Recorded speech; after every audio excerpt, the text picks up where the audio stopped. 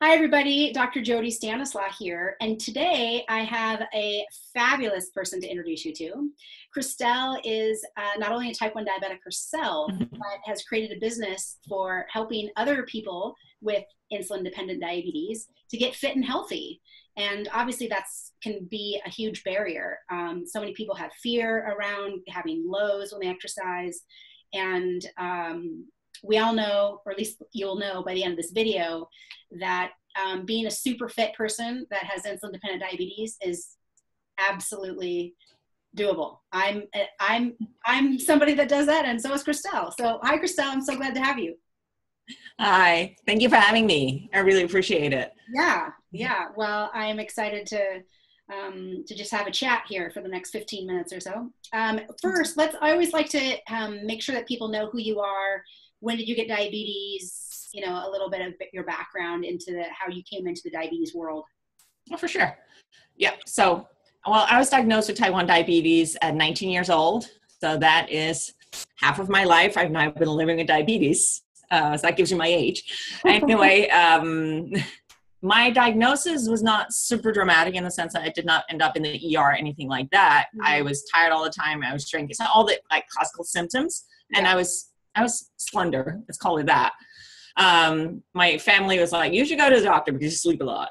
My dog was like, you're 19. You should stop partying so much. You should eat better. And I'm like, what can you say? So he took a blood sugar. He's like, oh, you need to go see a specialist because you have diabetes. And I was living in Denmark back then. That's where I grew up. And I biked home on my bicycle because that's what everybody does. I remember biking home thinking, oh my God, I'm going to die. I did not know what that was. So that was a dramatic part in the sense that, I actually thought I'd been handing a death sentence. So I saw the specialist a few days later, and she was that was an amazing experience in the sense that this was a nurse, and she sat me down. She's like, you know what, this sucks, but there's nothing you can't do with this disease. We're going to give you the tools and I know, she really set the scene for, you know what, you can live with this. I had a backpacking trip planned to India within the next year. And she's like, you're going. Of course you are. And I did. A lot of stuff went wrong. My insulin went bad and all that, but I survived and I still had, great memories. So fast forward to 2011 and I moved to Santa Monica, California. And I was working in the diabetes industry at that point, working with devices, having this corporate career. And I moved to Santa Monica, which is kind of like the mecca of exercise. And I've always been active. I biked and stuff like that, but I've never been an athlete. And I came here and all of a sudden I saw all these people and I was like, oh my gosh, I want this. It had nothing to do with my diabetes. I just saw how fit people were. I was like, oh my gosh, I want that. Awesome. So I started that journey and I'm very structured. So I was like, okay, this is my eating. This is my exercise. Now I need to figure out how to do all this with diabetes. And I went online and I started to search, and you weren't there that time. I think nobody was really there. And I came up like empty handed. Yeah. And all I had was a pamphlet saying eat 15 grams of carbohydrates. Like, not helpful. It's just not helpful, right? Because it's so much more nuanced than that. So I started, it really is. I started documenting everything. I started to document my own journey. I tracked everything. I tracked what I ate, what happened when I did this kind of exercise with that kind of exercise. And I started to put it on a little blog on the internet. And that one grew, and it grew and grew and grew. And that ended up being what it is today, called diabetesstrong.com, which is now my full-time job. And I do that together with my husband, Tobias. And basically what we do is it's a free website. The goal is still that people can go there, find information so that they can live happy, healthy, active life with diabetes. Because we can. Absolutely. As my diabetes nurse said back then, you can do whatever you want if you have the right information and tools. So that's basically what I do in a nutshell. I try to provide information and tools for people to do whatever they want. Yeah. So say your website again. diabetesstrong.com. Yeah. Great. And yeah, of course, we're also on Facebook, on Instagram, etc. But the website is the heart. That's where you can find everything. Even like we have a lot of recipes as well. That one is, those are always a hit. Who doesn't like food? Well, I love how focused you are. Diet, nutrition, like so clear. And that, what I offer is, diabetes training in general from a holistic perspective. And I love how clearly you've niched your focus, which is so helpful. So helpful. Thank you. I love your articles. I think you write great articles. I'm always saving your articles, by the way. Oh, thank you. Yeah. Thank you. And that's a cool thing about, becoming a larger website. It's not just my voice anymore because, well, first of all, not everybody can relate to me. I like resistance training and I do a little bit of cardio. But I prefer resistance training. Not everybody's into that, right? So we have other voices there as well that describe, well, how about running with diabetes? How about, yoga with diabetes? Sure. And some of those things, and everything is written by people with diabetes for people with diabetes. We also have diabetes educators on there who do not necessarily have diabetes, but it's always with the person with diabetes angle, because I don't want any content to be talking at me or talking at anybody. I want it to be inclusive. I want to be, I've been through this. This was my experience. Please know that yours might be different, but this was my experience. And these are the takeaways that you can sort of try out for yourself.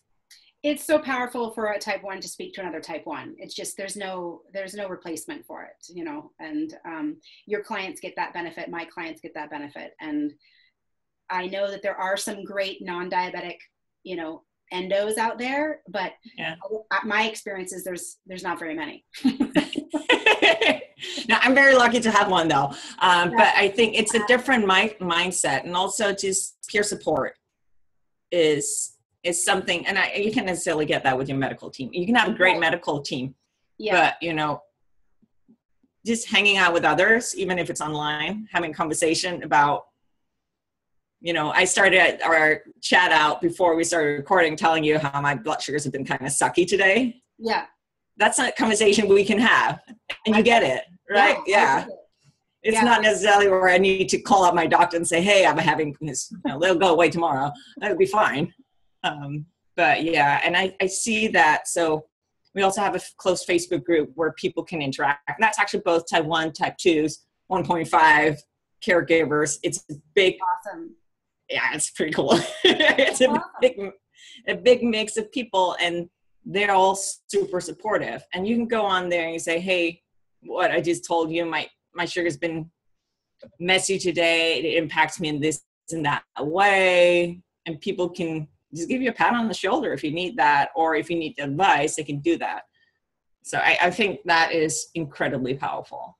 I love that you bring that community piece into your work. I do as well. I do group calls twice a month, and I have a little online forum outside of Facebook for my patients to interact. And then I know we both done retreats too. Do you do an annual retreat? Oh, I don't. I did one. And yeah, I did one. It's a lot of what I do is online. Okay. Pretty much all of it. I do some presentations here and there.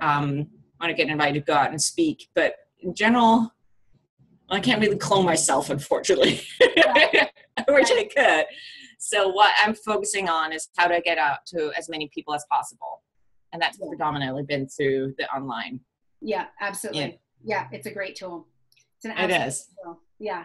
It really is. We're going to, let's see, I think we've been on for, about, I don't know, I forgot to set the timer. But I know we both touched on wanting to talk about like your opinion about food. I mean, in a nutshell, right? Because that's such a simple topic, but go ahead. Well, food is complex, and it's so weird. It's something that we eat, we have to eat, right? We eat every day, but it's super complex. And what my little, soapbox is always, there's not one diet that fits all. Amen. Yeah, so people come to me and go like, I follow this, and everybody else has to follow this. And like, it's great that works for you. Yeah. Yep. Just keep doing that. And if you find out one day it doesn't work for you anymore, don't be afraid to do something else. I agree. I'm sure you agree with me, though. My kind of hard and fast rule is the majority of what we eat, if not 80%, needs to be food. I prefer that. Yes. It came from the earth. Yes. So it's also just, it's easier. I mean, just eat it's real just, food, no label, you know. I mean, I know they put labels on like nuts, but you know. There's labels on sweet potatoes now. There's labels on anything. It helps with carb counting though.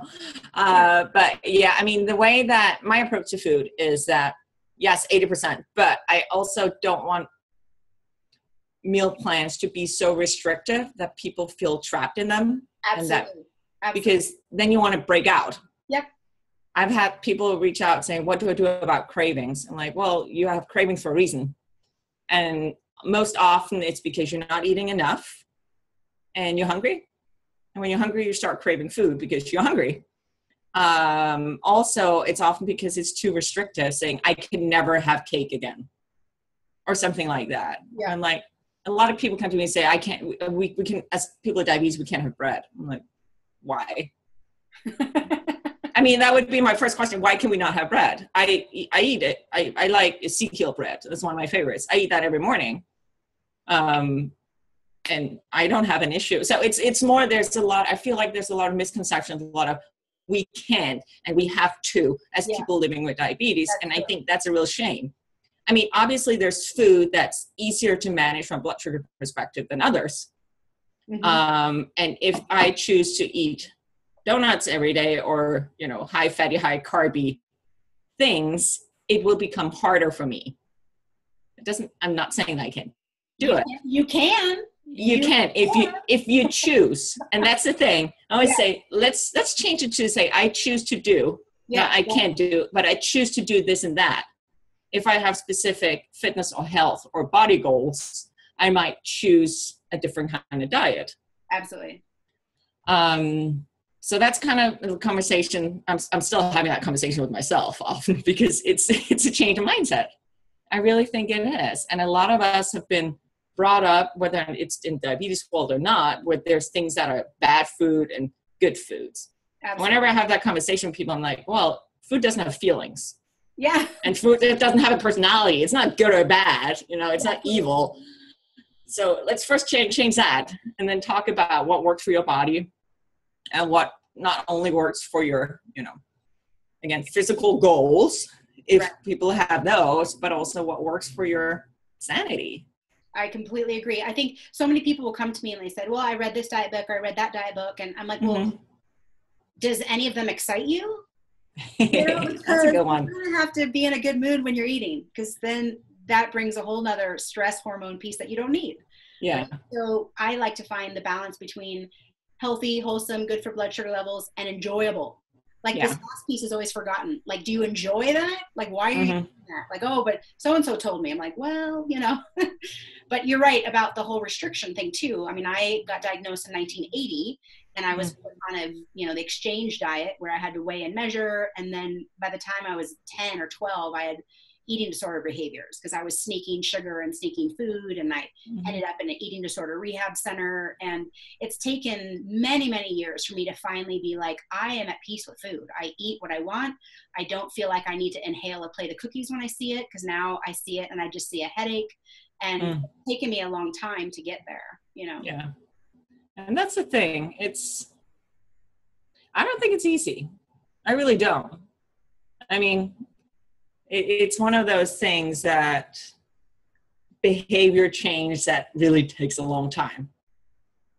Well, it seems like everybody today, eating wise, is way in their head. And then you add a little diabetes in there. Or a lot. Yep. Now you're really like, good luck with that. No. Yeah. Well, the thing is, I mean, first you get mentally punished for eating those 1 or 5 cookies. And then you look at your blood sugar and then, or getting punished for a banana. Or banana, yeah. And then you look at your blood sugar readings and then you get punished again because, I mean, you might have hit the first wave right, but maybe not the second. Or you have, I mean, it's one of those things where it's hard to also look at our numbers and not feel judged. And that's the other conversation, right? It's readings on our meter. It's not judgment of your behavior or your ability to deal with life as somebody with diabetes. It's definitely a balancing act, and I love to always make sure that we include a lot of compassion.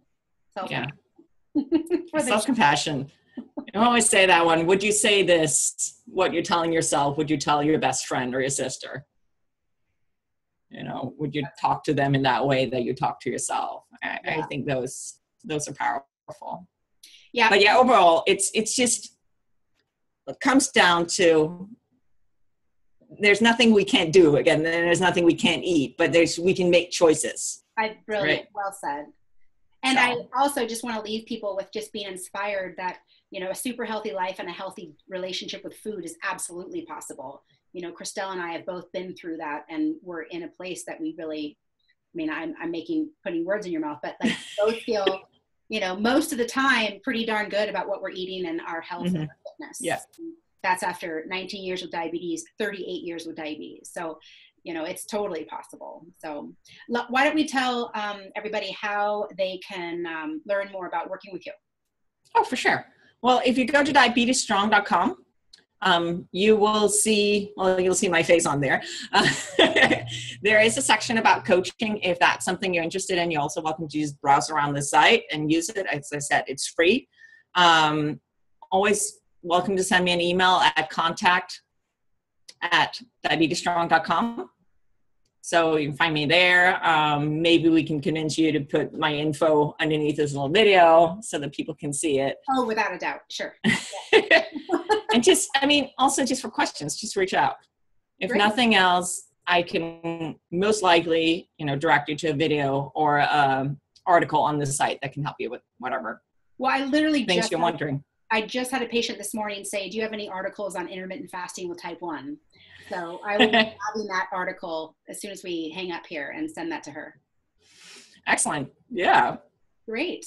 Okay. Well, Christel, I'm so glad that you're out helping type 1s, and it was super fun to connect with you. So thanks so much. Oh, likewise. Thank you. Okay. Bye. Bye.